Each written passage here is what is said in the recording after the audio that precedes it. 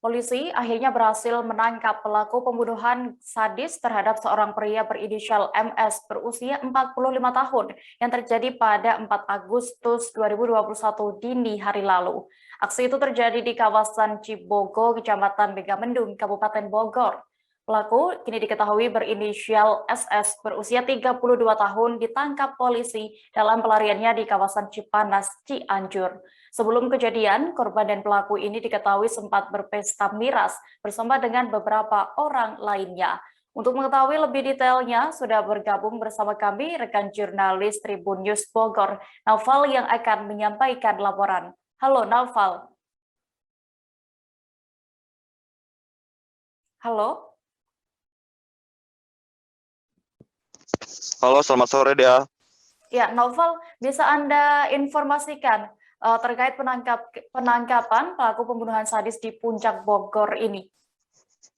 Baik, saya laporkan bahwa kasus pembunuhan yang terjadi di kawasan Puncak Bogor, tepatnya di kawasan Cibogo, Kecamatan Megamendung, Kabupaten Bogor ini diungkap dalam 1 kali 24 jam. Namun baru dirilis hari ini oleh kepolisian, tepatnya tadi siang. Jadi peristiwanya itu terjadi pada 4 Agustus lalu, berawal dari temuan mayat dengan luka cukup parah di bagian kepala. Kemudian polisi yang melakukan penyelidikan langsung mengarah ke jejak-jejak ke arah puncak dan sampailah ditemukan pelaku ini di kawasan Cipanas, Kabupaten Cianjur. Demikian. Iya, Novel, berdasarkan konferensi pers kasus tadi, bagaimana kronologi kasus pembunuhan ini bisa terjadi? Baik, terkait kronologi kejadian pembunuhan yang melibatkan tersangka dan 1 orang korban ini, awalnya korban ini bersama rekan-rekannya menggelar pesta miras atau minuman keras di depan sebuah hotel yang tidak terpakai di kawasan Cibogo. Kemudian datanglah tersangka dan ikut bergabung. Hubungan antara tersangka dan korban ini memang tidak kenal dekat dan mereka baru bertemu beberapa kali di tempat nongkrong atau di tempat kumpul-kumpul seperti itu. Kemudian ketika mereka pesta miras bersama, tersangka ini terlibat cekcok dengan korban. Tersangka ini merasa tersinggung dengan kata-kata yang dilontarkan oleh korban yang diarahkan kepada tersangka.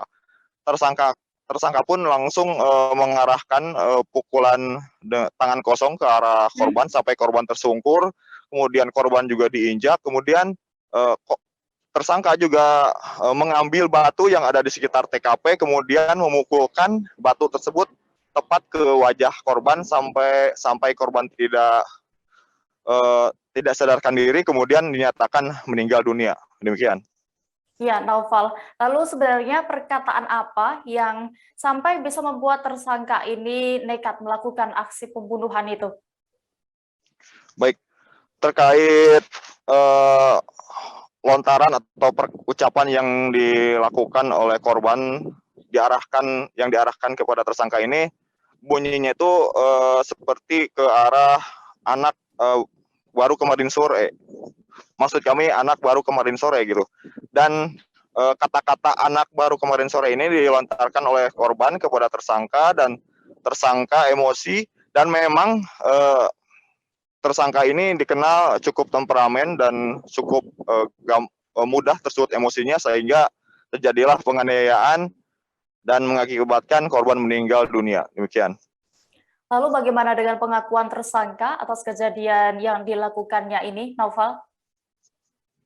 Baik, terkait tersangka, tadi juga kami sempat sedikit mewawancari, berbincang dengan polisi yang menemani tersangka yang dihadirkan dalam jumpa pers tadi, bahwa si tersangka ini mengaku bahwa kejadian tersebut memang murni karena dia tersulut emosi, tersinggung, dan dia juga sama sekali tidak memiliki dendam apapun kepada korban sebelumnya, karena permasalahan itu terjadi tiba-tiba di TKP tanpa ada dasar beberapa hari yang lalu atau punya pengalaman tidak baik dengan antara tersangka dan korban, itu tidak ada menurut tersangka, dan itu hanya tersinggung di hari itu saja.